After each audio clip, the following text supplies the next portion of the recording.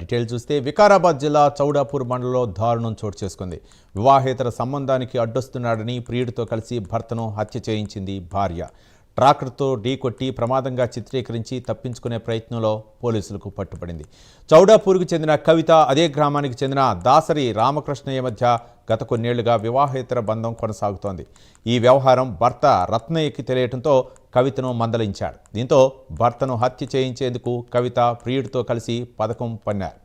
పొలం నుండి వస్తున్న రత్నయ్యను రామకృష్ణ ట్రాక్టర్తో ఢీకొట్టి తర్వాత ట్రాక్టర్ను తీసుకొని వెళ్ళిపోగా రత్నయ్య అక్కడికక్కడే మృతి చెందాడు. మొదట ప్రమాదకరంగా భావించిన పోలీసులు మృతుడి సోదరుని ఫిర్యాదుతో అనుమానం వ్యక్తం చేస్తూ ముమ్మర దర్యాప్తు చేశారు. భార్య కవిత, ప్రియుడు రామకృష్ణ వివాహేతర సంబంధం విచారణలో బయటపడింది.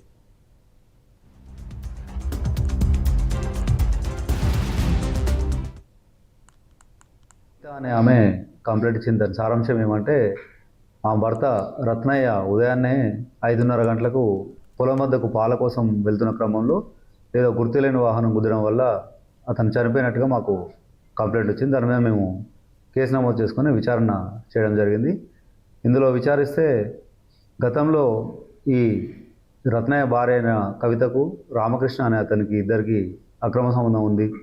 ఈ అక్రమ సంబంధం విషయం తెలిసి భార్యను అతను మందలించినట్టు ఈ విషయాలు విచారణ వెళ్ళలో భాగంగా ఈ రామకృష్ణ ట్రాక్టర్తో గుద్ది చంపినట్టుగా మాకు విచారణలో తెలిసింది. దాంట్లో రత్నయ్య భార్య కూడా అతనికి సహకరించి వాళ్ళ అక్రమ సంబంధానికి ఈయన అడ్డం వస్తున్నానని చెప్పేసి కారణంతో అతని అడ్డు తొలగించుకోవాలని చెప్పేసి ఉద్దేశంతో అతను పథకం ప్రకారంగా వాళ్ళ బావమరిది ఇప్పాయిపల్లి వాళ్ళ బావమరిది దగ్గర నుంచి ట్రాక్టర్ తెచ్చుకొని ఆ ట్రాక్టర్తో ఉదయాన్నే ఈ రత్నయ్య పాలకు వెళ్తున్న క్రమంలో ఈయన ట్రాక్టర్తో వెళ్ళి అతన్ని గుద్ది చంపినట్టుగా మాకు విచారణలో తెలిసింది.